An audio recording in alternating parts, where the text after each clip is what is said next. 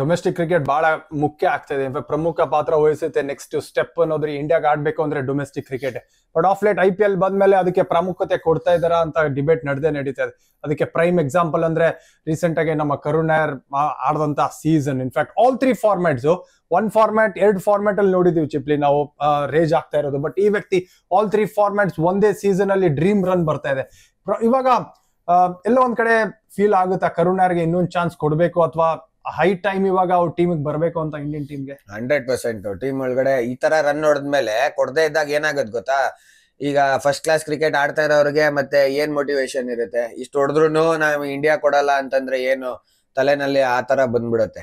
ಆಮೇಲೆ ಹೇಳ್ತಾ ಇರೋದೇನು, first class ಆಡ್ಬೇಕು ಎಲ್ಲಾರು ಅನ್ನೋ ಕಾರಣ ಏನು, ಸ್ಟ್ಯಾಂಡರ್ಡ್ ಬೆಟರ್ ಆಗ್ಲಿ, ಇಂಟರ್ನ್ಯಾಷನಲ್ ಪ್ಲೇಯರ್ಸ್ ಎಲ್ಲ ಆಡ್ಬೇಕು ಫಸ್ಟ್ ಕ್ಲಾಸ್ ಅಂತ, ಆ ಪಿಚಸ್ ಎಲ್ಲ ಆಗ್ಲಿ ಅಂತ. ಅಲ್ಲೇ ರನ್ ಹೊಡೆದಿರೋರ್ಗೆ ಅಂತಂದ್ಮೇಲೆ ಆಪರ್ಚುನಿಟಿ ಸಿಗ್ಬೇಕು. ಹೌದು, ಪ್ರಾಬಬ್ಲಿ ಡಿಸ್ಕಸ್ ಮಾಡಿದ್ವಿ ಅಂತ ಕೂಡ ಹೇಳಿದ್ರು, ತಗೊಳಕ್ ಆಗ್ಲಿಲ್ಲ ನಮ್ಗೆ, ಟೀಮ್ ಹಂಗಿದೆ. ಈಗ ಟಾಪ್ 6 ಸೆಟ್ ಆಗ್ಬಿಟ್ಟಿದ್ದಾರೆ, ಆ ತರ ಒಂದು ಫಾರ್ಮ್ ಅಲ್ಲಿ ಇದ್ದಾರೆ. ಇವ್ರೇನ್ ಜಾಸ್ತಿ ದೂರ ಇಲ್ಲ. ಪ್ರಾಬಬ್ಲಿ ಯಾರೋ ಒಂದು ಮಿಡ್ಲ್ ಆರ್ಡರ್ ಅಥವಾ ಲೋವರ್ ಮಿಡ್ಲ್ ಆರ್ಡರ್ ಫ್ಲಾಪ್ ಆದ್ರು ಅಂತಂದ್ರೆ ಟೀಮ್ ಒಳಗಡೆ ಬರೋ ಚಾನ್ಸು ಕೂಡ ಇದೆ. ಅಷ್ಟು ಈಸಿ ಇಲ್ಲ ಇಂಡಿಯನ್ ಟೀಮ್ ಒಳಗಡೆ ವಾಪಸ್ ಬರೋದು. ಈ ತರ ರನ್ಸ್ ಹೊಡೆದಿದ್ದಾರೆ ಅಂತಂದ್ರೆ ಜಾಸ್ತಿ ದೂರ ಇಲ್ಲ ಅಂತೀನಿ ನಾನು. ಅಲ್ಲ, ಕೊಡ್ಲೇಬೇಕು. ಇನ್ಫ್ಯಾಕ್ಟ್ ಹಿಂದೆ ಕೂಡ ಮೋಸ, ಫೇರ್, ಅನ್ಫೇರ್ ಅಂತ ಬಂದೇ ಬರುತ್ತೆ ರನ್ಸ್ ಅಂತ ಬಂದಾಗ. ಬಟ್ ಎಲ್ಲೋ ಒಂದ್ ಕಡೆ ಪ್ಲೇಯರ್ಸ್ ಗೆ ಹರ್ಟ್ ಆಗೋದು ಇದ್ದಿದ್ದೆ. ಹಿಂದೆ ಅಮೂಲ್ ಮುಜುಮ್ದಾರ್, ರಾಜೇಂದ್ರ ಗೋಯಲ್ ಅಂತ ರನ್ಸ್ ಮಾಡೋದು, ಬಟ್ ಇಂಡಿಯಾ ಕ್ಯಾಪೇ ಪಡೆಯಕ್ ಆಗ್ಲಿಲ್ಲ. ಬಟ್ ಈ ವ್ಯಕ್ತಿ ಇಂಡಿಯಾಗೆ ಆಡಿದಾರೆ ಆಲ್ರೆಡಿ. ಇನ್ಫ್ಯಾಕ್ಟ್ 100 ಹೊಡೆದ ಮೇಲೆ ಆ ಕನ್ಸಿಸ್ಟೆಂಟ್ ರನ್ನೇ ಕೊಡ್ಲಿಲ್ಲ. ನಾನು ಹೇಳ್ತಾ ಇರೋದು ಕರ್ನಾಟಕ ಪ್ಲೇಯರ್ ಸೌತ್ ಇಂಡಿಯಾ ಅಂತ ಮಾತಾಡ್ತಾ ಇಲ್ಲ, ಬೇರೆ ಕಡೆ ಕಂಪೇರ್ ಮಾಡ್ತು ಅಂತಂದ್ರೆ ಎಲ್ಲೋ ಒಂದ್ ಕಡೆ ಹರ್ಟ್ ಆಗುತ್ತೆ. ಇದೇ ವೆಸ್ಟ್ ಅವ್ರೆ, ನಾರ್ತ್ ಅವ್ರು ಯಾರೇ ಹೊಡೆದಿದ್ರೆ ಪ್ರಾಬ್ಲಿ ಲಾಂಗ್ ರನ್ ಕೊಟ್ಟಿರೋರು ಅವ್ರಿಗೆ. 100%. ಒಂದು 300 ಹೊಡೆದ್ಮೇಲೆ ಯಾಕೆ ಆಪರ್ಚುನಿಟಿ ಅಷ್ಟು ಕೊಟ್ಟಿಲ್ಲ ಅಂತ ಅದು ಒಂದ್ ಸ್ವಲ್ಪ ಒಂದ್ ಶಾಕ್ ಆಗುತ್ತೆ. ಏನಕ್ಕೆ ಟೀಮಿಂದ ಆಚೆ ಹೊಟ್ಟೋದ್ರು ಸಡನ್ ಆಗಿ, ಅದು ಗೊತ್ತಿಲ್ಲ ಏನ್ ನಡೆದಿದೆ ಅಲ್ಲಿ ಟೀಮ್ ಜೊತೆ ಏನು ಅಂತ ಗೊತ್ತಿಲ್ಲ. ಬಟ್ ಅದು ಅನ್ಫೇರ್ ಅನ್ಸುತ್ತೆ. ಪ್ರಾಬಬ್ಲಿ ಇವಾಗ ಚಾನ್ಸ್ ಸಿಗದೆ ಇರೋದು ನಾವು ಅದನ್ನ ಡಿಬೇಟ್ ಮಾಡಕ್ಕಾಗಲ್ಲ ಫೇರೋ ಅನ್ಫೇರೋ ಅಂತ. ಯಾಕೆಂದ್ರೆ ಈ ಟೀಮೇ ಹಂಗಿದೆ. ಇವಾಗ ಗೆಲ್ತಾ ಬರ್ತಾ ಇದಾರೆ, ಯಾಕೆ ಜಾಸ್ತಿ ಚೇಂಜಸ್ ಮಾಡ್ತಾರೆ? ಪ್ರಾಬಬ್ಲಿ ಆಡ್ ಆಗಿರೋದು ವರುಣ್ ಚಕ್ರವರ್ತಿ ಒಬ್ರೆ ಆಸ್ ಅ 16 ಪ್ಲೇಯರ್.